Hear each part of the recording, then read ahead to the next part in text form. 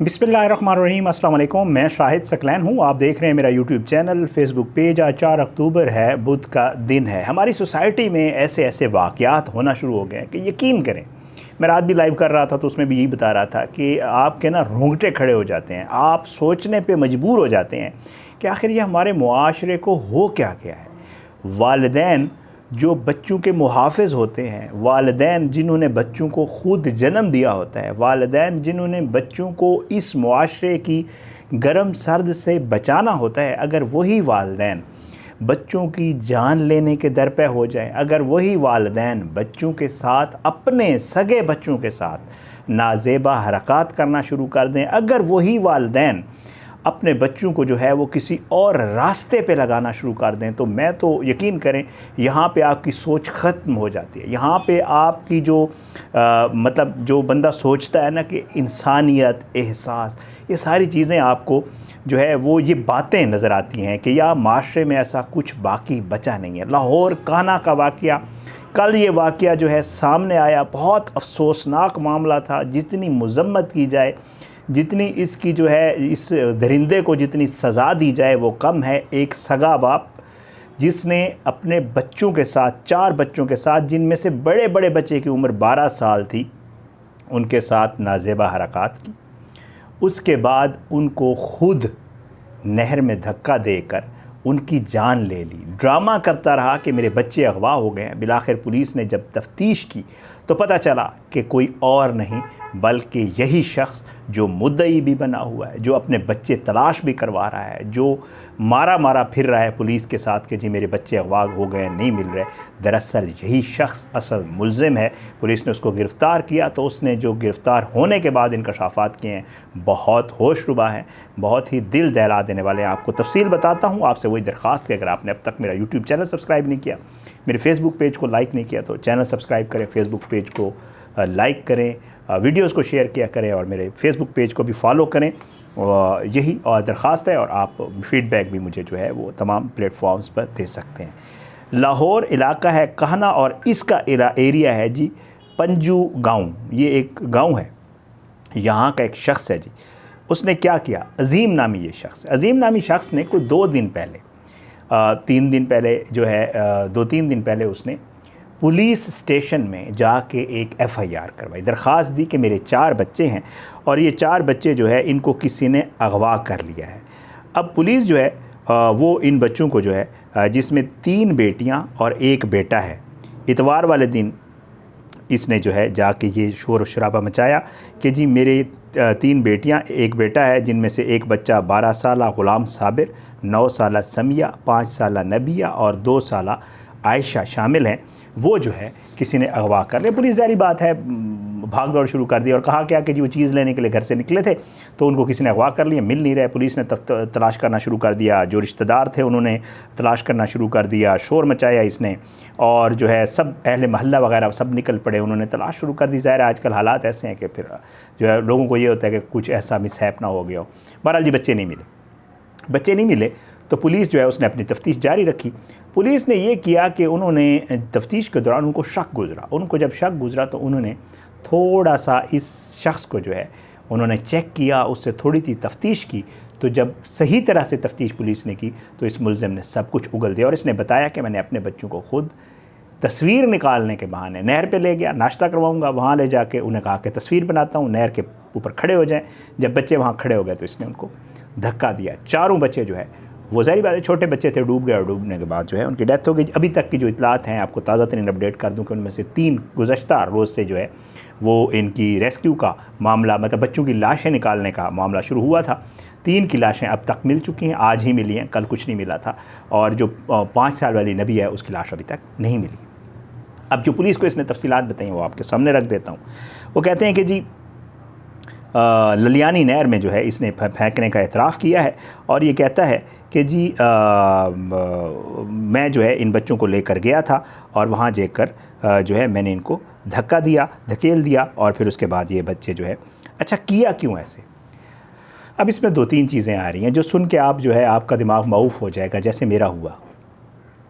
बताया ये जा रहा है, पुलिस ये कह रही है बाकायदा तौर पे जो है डीआईजी साहब ने जो है ये कहा कि जी वाक़या में मुख्तलिफ़ लोगों को हमने शामिल तफ्तीश किया या जो है, और उसके बाद वो कहते हैं कि जी अज़ीम जो इसका इन बच्चों का बाप है उसने तस्लीम किया कि उसने इतवार वाले दिन एक बेटे और 3 बेटियों को नहर पे ले जाके तस्वीर खींचने के बहाने जो है उनको धक्का दिया। अच्छा, वो ये कहता है, अब ये डीआईजी साहब ये कह रहे हैं कि जी बाप जो है वो ऐसे गैर अखलाकी हरकत करता था इन चारों बच्चों के साथ कि जो बता भी नहीं सकते। ये डीआईजी साहब कह रहे हैं। वो कहते हैं कि गैर अखलाकी काम को छुपाने के लिए मुलज़िम ने अपने बच्चों को नहर में फेंक दिया और अभी इस केस की तफ्तीश जारी है और डेड बॉडीज़ जैसे मैं आपको बताया कि 3 की मिल चुकी हैं और जो है बाकी मिल रही हैं। वो कहते हैं शवाहिद हमें सारे मिल चुके हैं, पुलिस वाले ये कह रहे हैं। अच्छा, वो कहते हैं कि जी ये जो मुलज़िम है डीआईजी साहब कहते हैं कि ये 6 माह से गुज़श्ता 6 माह से अपने बच्चों के साथ गैर अखलाकी मामलात चला रहा था। सगा बाप है यार। फिर कहते हैं कि मुलज़िम की बीवी को भी इसका पता था। हैरान हूँ मैं, पता नहीं कैसे सगे, मुझे तो नहीं लगते सगे माँ बाप ऐसे नहीं करते, जो अल्लाह रहम करे। बीवी को ये पता था और वो कहते हैं कि जी ये कहा जा रहा है अब बाकायदा तौर पे इस मुलज़िम को बचाने के लिए इसकी ज़हनी हालत ठीक नहीं है। डीआईजी साहब कहते हैं इसकी ज़हनी हालत बिल्कुल ठीक है, ये बिल्कुल ठीक है, ये शराब का नशा करता है और जो है वो ये कहते हैं कि जब तफ्तीश की गई मुलज़िम से तो मुलज़िम अज़ीम ने ये बताया कि उसने ये वारदात बाकायदा अपने होश व हवास में की है। और डीआईजी साहब ने कहा कि अगर ऐसी चीज़ें जो अखलाक से गिरावट वाली हों तो ख़वातीन को भी चाहिए कि वो पुलिस को इत्तला दें अगर उनका हस्बैंड भी ऐसी कोई चीज़ें अपने बच्चों के साथ कर रहा है। तो जो इसका ये वाला पहलू है ना, ये मतलब मेरी तो समझ से बालातर है, अल्लाह रहम करे। अच्छा, उसके बाद जी मुलज़िम अज़ीम ने ही जो है इसकी निशानदेही की थी कि फ़लाँ जगह पे, तो वहाँ पे रेस्क्यू टीमें पहुँची। उन्होंने कल कार्रवाई की लेकिन अंधेरा हो गया था तो कार्रवाई उनको मुलतवी करनी पड़ी और जो है उन्होंने वहाँ पे एक चौकी कायम कर दी थी।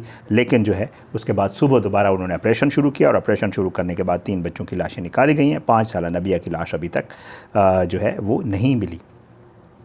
अच्छा, अली नासिर रिजवी साहब हैं, डीआईजी ऑपरेशंस हैं, उन्होंने भी इसके हवाले से मीडिया से गुफ्तगू की है और उन्होंने कहा कि जी हमने एफआईआर दर्ज की थी, कार्रवाई शुरू की और टीमों ने मेहनत की, वाक़े को चेक किया तो हमें सारा इस वाक़े के जो लिंक्स हैं वो मिले। अच्छा, इसमें जो है पुलिस ने क्या किया, पुलिस ने ये किया, इसको थोड़ा सा तफ्तीश की, जब इसने थोड़ी बातें की, जब उनको शक हुआ तो फिर उन्होंने ये किया कि इसका ना मोबाइल ट्रेस किया। मोबाइल ट्रेस करने के बाद वो कहते हैं कि जी वो भी उसी जगह लोकेशन जो है वो बाकायदा तौर पे उसकी घर से मूवमेंट और फिर ललियानी नहर जो है जहाँ पे उसने बच्चों को धक्का दे के जो है वो अपने बच्चों की जान ली थी, वहाँ की मिल गई। अब पुलिस जो है वो तमाम डाट्स मिला चुकी है। इस शख्स, इस दरिंदे की तस्वीर मैं ख़ुद थंबनेल पे ऐसी तस्वीरें लगाता होता हूँ ताकि आप लोग इनकी शक्लें देखें और इनकी शक्ल पे लानत भेजें बाकायदा तौर पे। इसकी तस्वीर मैंने थंबनेल के ऊपर लगाई हुई है। बच्चों की तस्वीरें ज़ाहिरी बात है मैंने देखी हैं, आप यकीन करें। बच्चों के हवाले से आपको पता है हर कोई सेंसिटिव होता है, अल्लाह माफ़ करे, और कभी भी कोई इस तरह का 12 साल, सबसे बड़ा 12 का है, छोटी जो है, और कह रहे हैं कि ये बिल्कुल ठीक है क्योंकि इसकी थोड़े दिन पहले एक और बच्ची पैदा हुई है। मतलब ज़हनी तौर पे वो बिल्कुल ठीक है। ये जो कहा जा रहा है ना कि वो दिमागी तौर पे ठीक नहीं है और ये वो झूठ है, क्योंकि वो बिल्कुल ठीक है। 4 पहले थे, 5वीं बच्ची और भी पैदा हुई है, तो इसका मतलब है इज़ ओके, काम शाम भी वो करता है और ये वाले मामलात जो है वो खुल के सामने आए हैं। पुलिस ये कह रही है कि अगर ज़रूरत पड़ी तो जो इन बच्चों की माँ है उसको भी शामिल तफ्तीश किया जाएगा और उससे भी इन्वेस्टिगेशन होगी बाकायदा कि अगर उसको ये सारे मामलात, क्योंकि बच्चों के बॉडीज़ रिकवर हुई हैं, उनको डीएनए वगैरह और फोरेंसिक और टेस्ट वेस्ट करवाए जाएंगे, उसके बाद ज़ाहिर बात है चीज़ें मज़ीद स्टैब्लिश हो जाएंगी।